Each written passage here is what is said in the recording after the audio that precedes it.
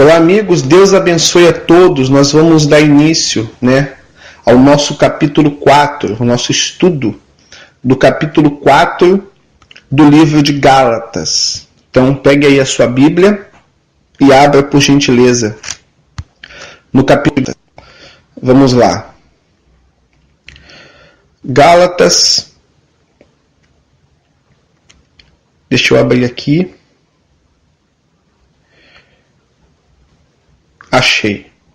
Capítulo 4. Olha só o que Paulo diz. Afirmo, porém, que durante todo o tempo em que o herdeiro é menor de idade, ele em nada é diferente de um escravo, mesmo sendo dono de tudo. No entanto, está sujeito a tutores e curadores ou administradores, até o tempo determinado por seu pai. Então, Paulo está fazendo uma comparação com as pessoas, nós, por exemplo, nós os cristãos e as pessoas que estavam ouvindo a ele e recebendo essa mensagem. Ele estava comparando com um herdeiro, O que é o herdeiro? É aquela criança que vai tomar conta de tudo. É aquela criança que é dona de tudo, de todos os bens, de todas as propriedades. Porém, enquanto essa criança é menor de idade, ou seja, enquanto ela não tem responsabilidade, enquanto ela não tem maturidade, então ela tem que ser cuidada, por pessoas. Então ela é cuidada pelos tutores, Esses tutores cuidam da vida pessoal daquela criança. E os curadores ou administradores são as pessoas que cuidam dos bens, dos patrimônios daquela criança, porque ela mesma não tem capacidade de cuidar. Então Paulo estava comparando a isso, Aí diz assim, olha, da mesma forma nós, quando éramos menores, está vendo? Estávamos debaixo de um sistema que nos escravizava aos princípios básicos desse mundo. Quer dizer, Paulo diz que quando eles ainda não estavam na graça, ou seja, não alcançaram a maturidade espiritual, a maioridade espiritual, então eles eram conduzidos por esses tutores, por esses administradores, que eram o quê? As leis, os rituais. Aí diz assim, olha, todavia, quando chegou a plenitude dos tempos, Deus enviou seu filho, ou seja, a plenitude dos tempos e a maioridade. Então, quando atingiu a maioridade, Deus enviou Jesus, Então, quando Jesus veio ao mundo, é representando essa maioridade espiritual. Por quê? Porque aí deixaria de viver sendo ajudado ou sendo guiado, por esses tutores, que eram as leis, que eram as regras, que eram os rituais, para agora tornar-se de maior, Ou seja, a graça, onde eu não preciso mais desses apoios, Então diz assim, olha, Deus enviou seu filho, aí diz, nascido de mulher, ou seja, ele era um homem, um ser humano, nascido também debaixo da autoridade da lei. Quer dizer, ele nasceu um homem e debaixo da lei. Para quê? Para poder resgatar aqueles que viviam debaixo da lei, debaixo dos rituais, debaixo das cerimônias, debaixo de tudo aquilo que o sistema religioso impunha sobre as pessoas para que as pessoas fossem de Deus, para que as pessoas tivessem a salvação. Aí diz assim, olha,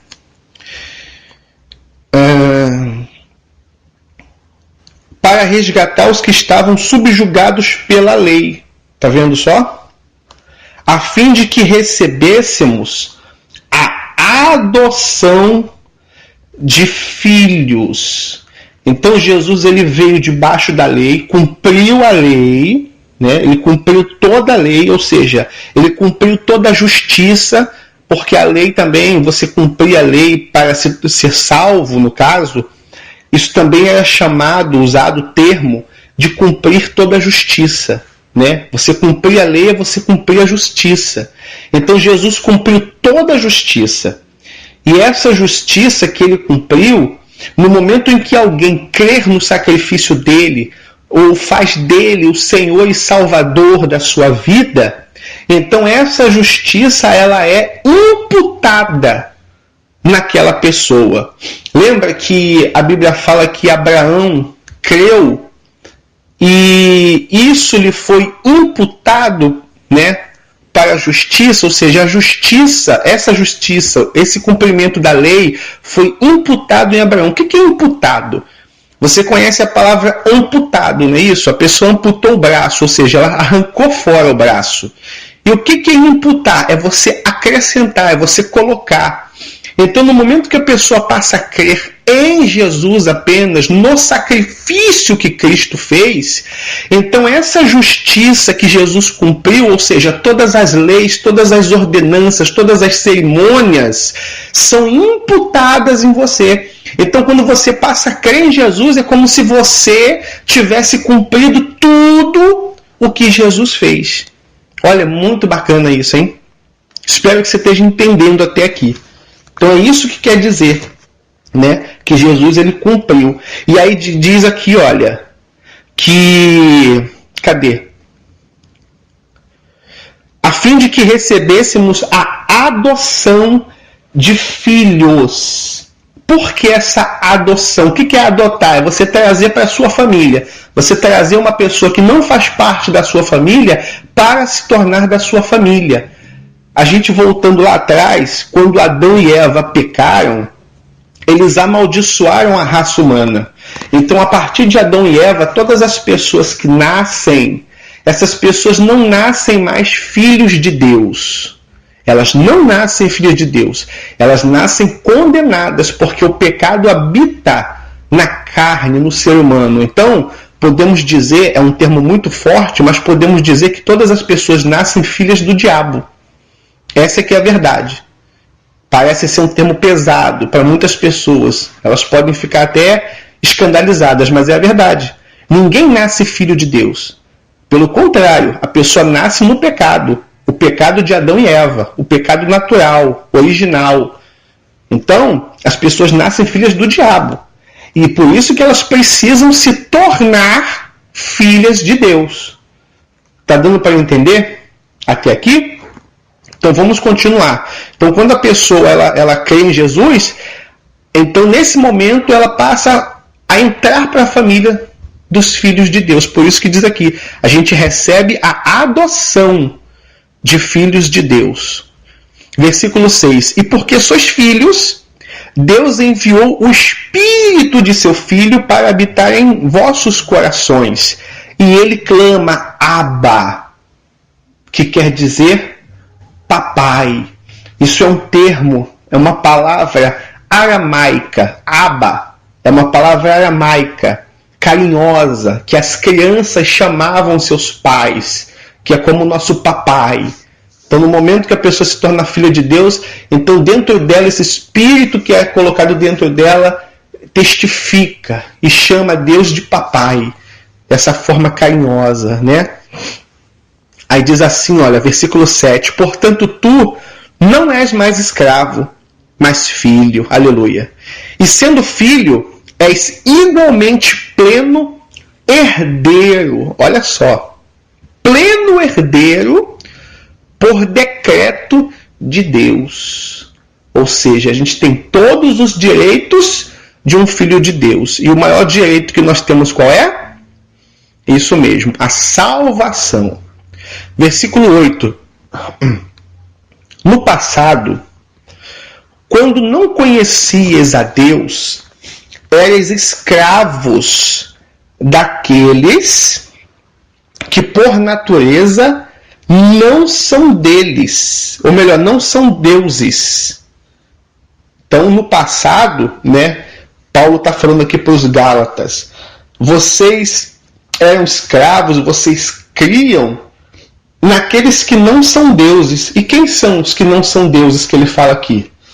Lá em Atos, capítulo 13, depois a gente vai ler, porque eu vou ler mais um pouco aqui, e a gente vai abrir lá em Atos, capítulo 13.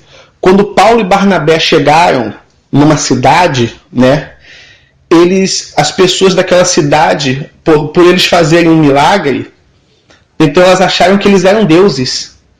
E eles adoravam vários deuses. E o nome desses deuses era o nome de planetas, né? Aí disseram que um era Júpiter, parece, o outro era Apolo. Um negócio assim. Você já deve ter lido isso na sua Bíblia. Então Paulo está dizendo dessa crença que eles tinham nesses deuses. Então diz aqui, ó, que antes, né, eles criam nesses deuses, né, que na verdade eles não são deuses. Agora, entretanto, que já conheceis a Deus, ou melhor, sendo conhecidos por Ele, como é que podeis pensar em retroceder a esses princípios insignificantes, fracos e pobres, aos quais, de novo, desejais servir? Que princípios é esses? Fracos e pobres? As leis, os rituais. Por que esses princípios são fracos e pobres? Porque esses princípios não servem para a salvação. Através desses princípios as pessoas não são salvas. Praticando a lei a pessoa não vai ser salva. A gente viu isso já no capítulo 3, que se a pessoa praticar a lei, ela vai ser condenada pela lei, porque é impossível cumprir a lei. Versículo 10.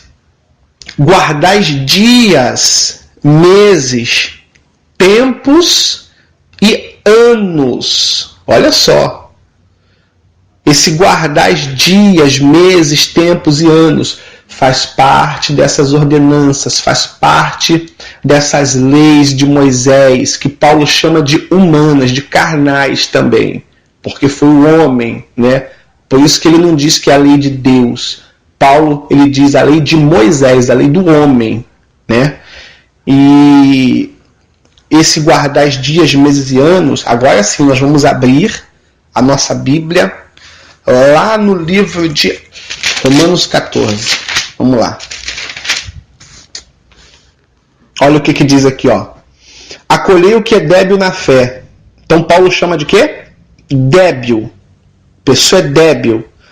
Não, porém, para discutir opiniões. Um crê que de tudo pode comer, mas o débil come legumes, né? Essa pessoa, porque tinha esse negócio de não poder comer, não poder fazer isso, não poder fazer aquilo, as leis de Moisés, as ordenanças. Quem não come, não despreze, ou melhor, quem come não despreze o que não come. E o que não come, não julgue o que come, porque Deus o acolheu. Quem és tu que julgas o servo alheio? Para o seu próprio Senhor está em pé ou cai, mas estará em pé porque o Senhor é poderoso para o sustentar. Um faz diferença entre dia e dia, olha aqui, ó, aquele do guardar os dias, né? Porque eles tinham dias certos para fazer as coisas. Outro julga iguais todos os dias. Cada um tem opinião bem definida em sua própria mente. Quem distingue entre dia e dia, para o Senhor o faz.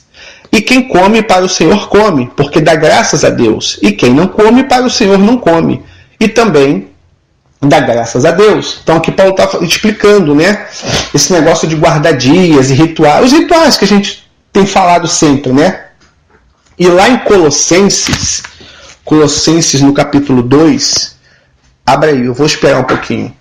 Colossenses capítulo 2, no versículo 16, olha só o que Paulo fala.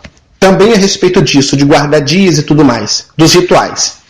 Ninguém, pois, vos julgue por causa de comida e bebida. Olha só. Ou dia de festa, olha os dias aí das festas. Ou a lua nova. Ou sábados. Porque tudo isso tem sido sombra.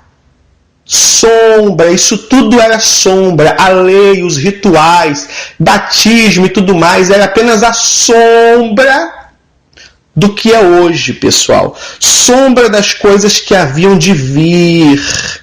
Amém? Por exemplo, eu vou dar alguns exemplos aqui para você entender.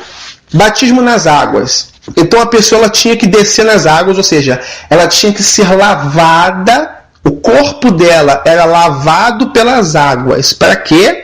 Para tirar o pecado, para que ela fosse salva. Depois que Jesus morreu na cruz, o que tira o nosso pecado? É aquelas águas? Não, pessoal. É o sangue de Cristo que nos lava de todo pecado e nos dá a salvação. Então aquela água do passado era apenas a sombra do que hoje é a realidade, que é o sangue de Cristo. Quando você vê uma sombra de uma pessoa, de um objeto, você não está vendo o objeto. Você está vendo a forma que aquele objeto vai se tornar, ou a forma que aquele objeto é. Mas você não vê o objeto. Então eram esses rituais do Antigo Testamento. Entendeu? Era apenas a sombra do que é hoje. Então, aquelas águas que lavavam o corpo da pessoa para tirar o pecado, hoje era só a sombra do que hoje é o sangue que Cristo derramou na cruz. Por isso que Cristo, quando foi se batizar, João falou, Senhor, eu é que preciso me batizar, e tu vens a mim e diz, me batiza? Aí que Jesus falou, deixa assim por enquanto. Ou seja, enquanto eu não derramo meu sangue para lavar as pessoas do pecado, então continua lavando elas com a água, batizando nas águas. Será que deu para entender direitinho, pessoal? Vamos agora a uma outra coisa, gente. Uma outra coisa. Antigamente, o que era usado nas consagrações para se consagrar uma pessoa? O que era usado? O óleo. O azeite. Então o azeite era usado para consagrar alguém, né? Para separar aquela pessoa para Deus, para separar aquela pessoa para o ministério. Só que esse óleo também era uma sombra do que hoje é o quê? O Espírito Santo. Por isso que dizem que o óleo simboliza o Espírito Santo. Pois é, só que nas denominações eles continuam usando a sombra. Eles continuam fazendo uso do óleo ungido. Quando na verdade o óleo era só a sombra até que viesse o Espírito Santo. Então hoje o que é o óleo? O que é ser ungido? É ter o Espírito Santo. Está compreendendo sim ou não? Então hoje não se usa mais o óleo. O óleo não precisa mais ser usado hoje, porque hoje nós temos o Espírito Santo. Compreendeu sim ou não? Aí você diz, mas tem lá um discípulo que ele escreveu uma carta dizendo que se tiver alguém doente é para chamar os presbíteros e ungir com óleo. E a oração da fé salvará o doente. Então você veja que não é o óleo. É a oração da fé, é a fé da pessoa. Mas por que ele usou o óleo? Porque ele ainda estava na sombra, pessoal. Ele ainda não tinha entendido a graça. Os discípulos, a maioria dos discípulos, eles ainda não tinham entendido a graça. Como Pedro, que continuava circuncidando as pessoas. Como Pedro, que continuava com medo dos discípulos que eram mais duros, né? Quando a gente viu já nos capítulos anteriores, que eles tinham os gentios como pessoas imundas, impuras, e não podiam ter contato. Porque se você tivesse contato com uma pessoa impura, você pegava os pecados dela. É como se fosse um vírus, uma doença. Se você tivesse contato com um pecador, na lei de Moisés diz que você atraía o pecado daquela pessoa. Então, por isso que no início os discípulos eles não tinham contato com os gentios. Porque os gentios eles eram considerados pecadores. Então vamos continuar aqui, olha. Temo que eu talvez tenha ministrado inutilmente para convosco. Né? Então Paulo ele tem essa preocupação. Poxa, será que tudo que eu falei para vocês, será que tudo que eu ensinei para vocês foi em vão? Foi à toa? Versículo 12. Caros irmãos, rogo-vos que vos torneis parecidos a mim, da mesma maneira que eu me tornei semelhante a vós. Então, Paulo diz, seja como eu. Antigamente, eu praticava esses rituais. Antigamente, eu fazia essas coisas. Mas hoje eu não faço mais. Então, seja como eu. Siga meu exemplo. É isso que ele está dizendo. Aí diz assim, olha. Em nada me ofendestes. Né? Porque quando ele foi lá pregar pela primeira vez para eles ficaram muito felizes, né? Que inclusive é onde está lá, ó, em Atos capítulo 13, né? A partir do versículo 42, fala dessa primeira vez que Paulo pregou para eles. E eles receberam esse evangelho que Paulo ensinou, o evangelho da graça. Eles receberam com tamanha alegria. Eles receberam com tamanha alegria esse esse evangelho da graça. E por isso ele disse: em nada me ofendestes, né? Quando eu falei, porque algumas pessoas, quando Paulo pregava esse evangelho, as pessoas xingavam, as pessoas apedrejavam, né? Botavam eles para correr, mas eles não. Pelo contrário, em vez deles se ofenderem, eles ofenderem a Paulo, eles se alegraram, né? Diz aqui, ó, que eles receberam com muita alegria aquilo que Paulo estava ensinando. Ó. Ao saírem eles, rogaram-lhes que no sábado, isso é Atos 13:42, seguinte, lhes falassem essas mesmas palavras. Veja só, eles queriam mais, ouvir mais. Despedida a sinagoga, muitos dos judeus e dos prosélitos piedosos seguiram a Paulo e Barnabé, que foram esses que formaram a igreja da Galácia, né? E estes, falando-lhes, o persuadiram a perseverar na graça de Deus. Ó, na graça, tá vendo? Esquecer as leis, esquecer os rituais, esquecer o que é ensinado pelos fariseus, pelos hipócritas, né? E o que é ensinado hoje nas denominações, todos esses rituais. No sábado seguinte afluiu quase toda a cidade, olha só, para ouvir a palavra de Deus. Mas os judeus, vendo as multidões, tomaram-se de inveja e, blasfemando, contradiziam o que Paulo falava. Então Paulo e Barnabé, falando ousadamente, disseram: cumpria que a vós outros, em primeiro lugar, fosse pregada a palavra de Deus. Isso falando para os judeus, os fariseus judeus. Mas posto que a rejeitais, e a vós mesmos vos julgais indignos da vida eterna, eis aí que nos volvemos para os gentios, para os que não são judeus, porque o Senhor assim nos determinou. Eu te constituí para a luz dos gentios, a fim de que sejas para a salvação até os confins da terra. Os gentios, ouvindo isso, regozijavam-se, glorificavam a palavra do Senhor e creram todos os que haviam sido destinados para a vida eterna. Está vendo só? E divulgava-se a palavra do Senhor por toda aquela região. Isso aqui é bom quando fala por toda essa região, pelo seguinte: essa carta aos Gálatas não é só uma igreja ou uma cidade da Galácia. A Galácia ela era formada por uma região, eram várias cidades. E depois eu vou falar quais eram, né, essas cidades. E a principal delas é essa cidade aqui, ó, a primeira cidade que Paulo e Barnabé pregaram, que foi a cidade de Antioquia. Aí diz assim, olha, no capítulo 14 ainda de Atos, no versículo 19: sobrevieram, porém, judeus de Antioquia, Icônio, e instigando as multidões e apedrejando a Paulo, arrastaram-no para fora da cidade, olha só, dando por morto. Rodeando-o, porém, os discípulos, levantou-se e entrou na cidade. E no dia seguinte partiu com Barnabé para Derbe. Então aí a gente já vê que além de Antioquia, tinha também a cidade de Icônio e também a cidade de Listra, que foi onde Paulo ele curou um coxo. E foi nessa cidade de Listra, que fazia parte da Galácia, foi aonde, quando ele curou esse coxo, eu disse que eu ia falar e agora eu estou falando, eles foram chamados de deuses. Eles chamavam, versículo 12, 14 e 12, a Barnabé chamavam de Júpiter e a Paulo chamavam de Mercúrio. Olha só. Acharam que Paulo e Barnabé eram deuses, né? Eles falaram, os deuses baixaram até nós, porque lá os deuses que eles criam eram assim, era chamado de planetas, eram vários, né? Esses deuses que a gente leu lá no início do estudo hoje, que Paulo diz que eles não são deuses, né? Então agora eu estou explicando o que eram esses deuses. Agora vamos voltar para a epístola dos Gálatas. Onde foi que eu parei? Nada me ofendestes. Versículo 13.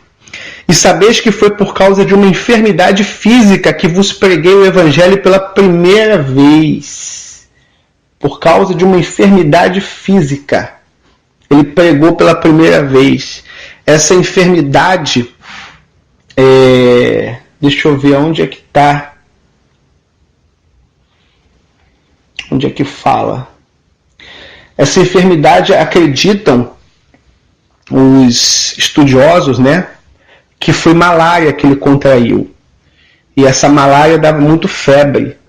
E a cidade que ele estava, essa cidade, ela não tinha um clima bom, né, para a pessoa que estava doente tendo febre.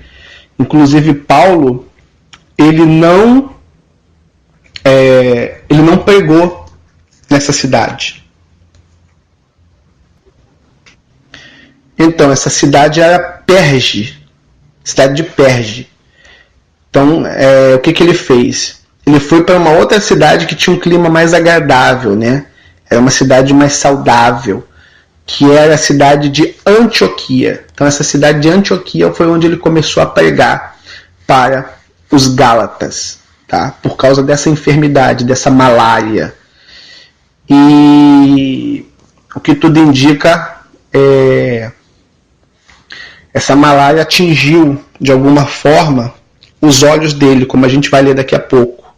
Também, né? Mas eu creio que esse problema dos olhos seja uma outra coisa que eu vou explicar mais tarde. Diz assim, olha: por causa de uma enfermidade física vos preguei o evangelho pela primeira vez, e não desprezaste nem rejeitaste aquilo que no meu corpo era uma tribulação para vós. Ao contrário, me recebeste como se eu fosse um anjo de Deus, como o próprio Cristo Jesus. Ora, onde está aquele vosso júbilo, né? Aquela vossa alegria? Lembra da alegria que a gente leu lá em Atos, que eles receberam o evangelho? Tão felizes que eles ficaram, né? Porque eles eram gentios, e pelos judeus eles eram condenados ao inferno, eles eram imundos, podres, pecadores. Então, quando Paulo disse que a salvação tinha chegado para eles, poxa, eles transbordaram de alegria. Aí Paulo pergunta: cadê aquela alegria? Cadê aquele júbilo? Aí diz: porquanto eu mesmo sou testemunha de que, se fosse possível, terias arrancado os próprios olhos para oferecê-los a mim. Olha só. Será possível que me tornei vosso inimigo apenas por vos declarar a verdade? Quer dizer, porque eu estou falando a verdade para vocês, vocês agora estão me tendo como inimigo? Aqueles que se mostram fazendo tanto esforço, aqueles quem? Os fariseus, os judaizantes, né? Os cristãos, os fariseus não. Os que se converteram ao cristianismo, mas continuavam praticando as coisas da lei. Aí diz assim, ó: aqueles que se mostram fazendo tanto esforço para vos agradar, não agem com boas intenções, pois seu real propósito é vos isolar, a fim de que sejais constrangidos a demonstrar vosso cuidado para com eles. Olha só, eles queriam que o povo cuidasse deles. Por quê, pessoal? Esse cuidado, né? Esse cuidado pode ser o cuidado em observar a palavra, o que eles ensinavam, e esse cuidado para com eles também era o cuidado que o povo tinha com os discípulos, né? Eles sustentavam alguns discípulos, né? Eles procuravam cuidar dos discípulos. Então essas pessoas, esses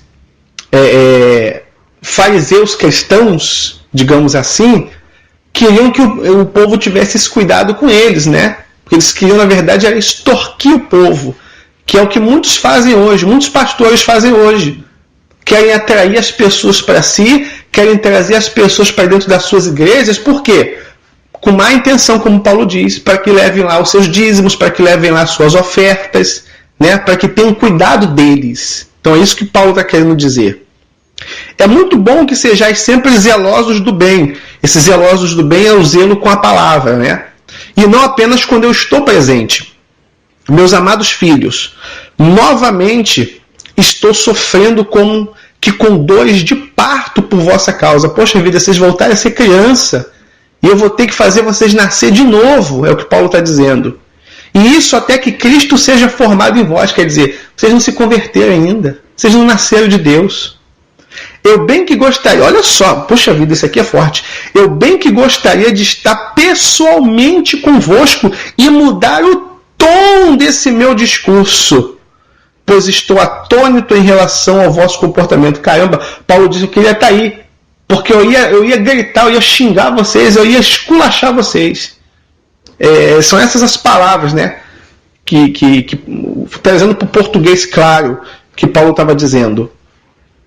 Dizei-me vós, os que quereis permanecer subjugados à lei, né? Praticando as coisas da lei, acaso não tendes ouvido com clareza a lei?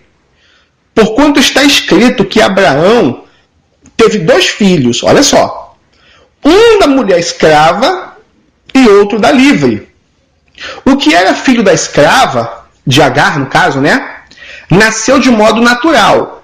Ele teve relação com Agar e a criança nasceu, porque Agar não era estéril.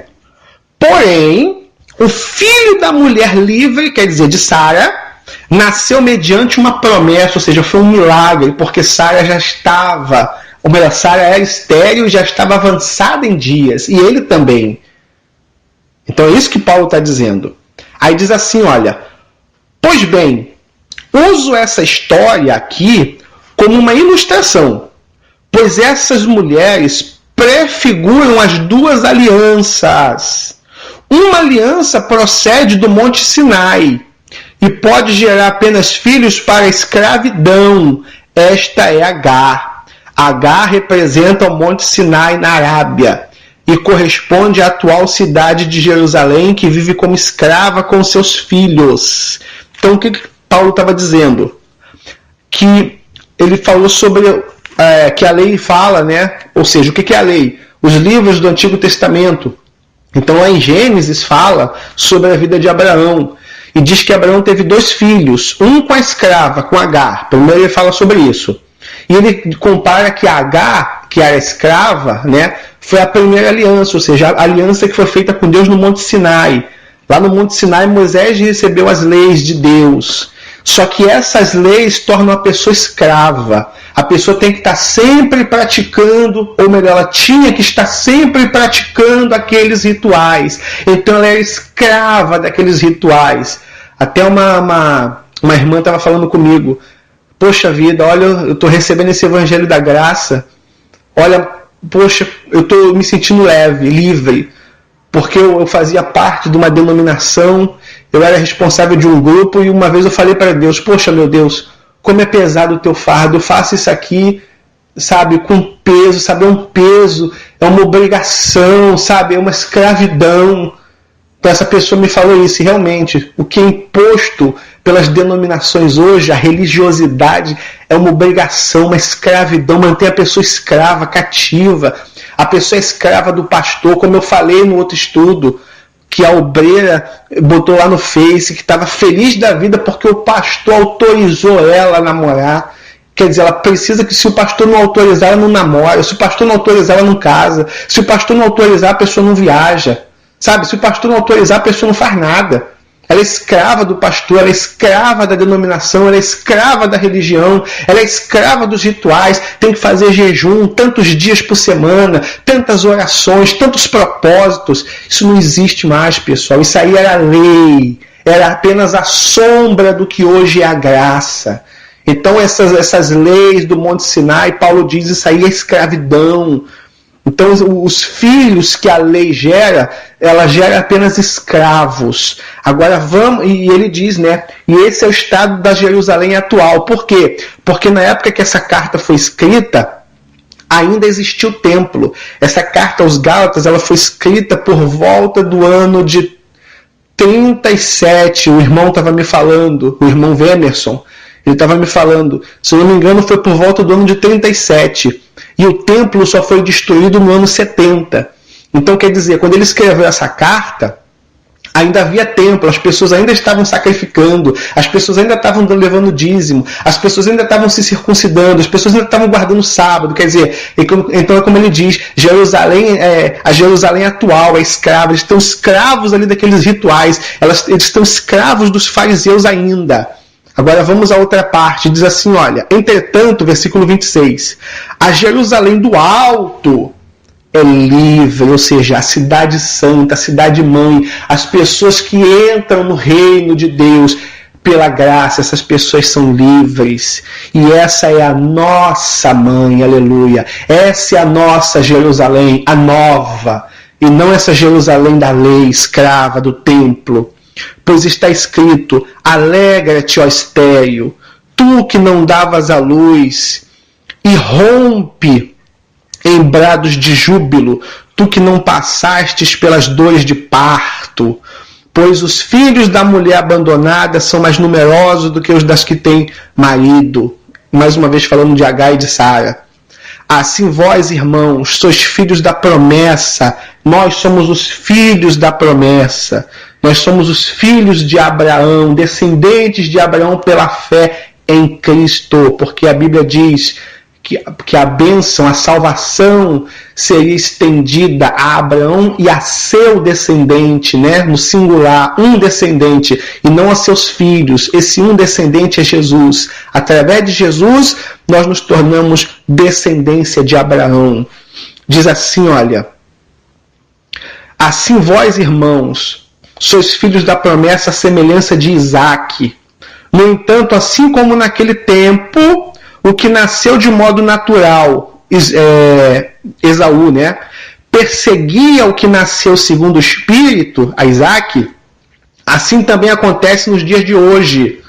Então essa perseguição, né, eu não sei se você já prestou atenção e já leu, mas mais uma vez Paulo está falando, esse capítulo todo, ele faz essa comparação com criança, né, e se tornando em idade madura. E os judeus, assim como os judeus, também os romanos, os gregos, eles tinham esses rituais de idade. Então, quando Isaque foi desmamado, Abraão deu uma festa. E nessa festa, o Esaú começou a zombar, começou a caçoar de Isaque.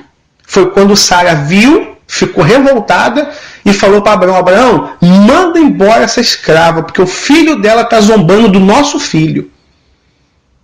Então, assim como o filho da escrava perseguia o filho da mulher livre de Sara, hoje essa perseguição, você pode ver, as pessoas que estão no sistema, presos nas denominações, chamam a gente de desigrejado, diz que a gente está caído, diz que a gente é herege, que a gente prega heresia, que a gente prega contra a Bíblia, contra Deus. Mentira! Se a gente pregasse contra Deus, a gente não estava aqui. Se a gente pregasse contra a salvação, a gente não estava aqui falando da graça. Então eles perseguem a gente por isso, porque eles são escravos. Eles estão lá tendo que jejuar todo dia. Eles estão lá levando dízimos e ofertas para o pastor. Eles estão lá praticando os rituais, as festas, como na Universal agora começou essa palhaçada. Festa de Purim, festa dos tabernáculos, festa de Esté, festa não sei de quê. Então você veja, eles estão cada vez mais judaizando o povo. E eles perseguem a gente porque nós somos os filhos da livre, nós somos os filhos da graça. Aí diz assim, olha: portanto, amados irmãos, não somos filhos da escrava, mas sim filhos da liberdade. Aleluia. Deus abençoe a todos. Vamos ao capítulo 5.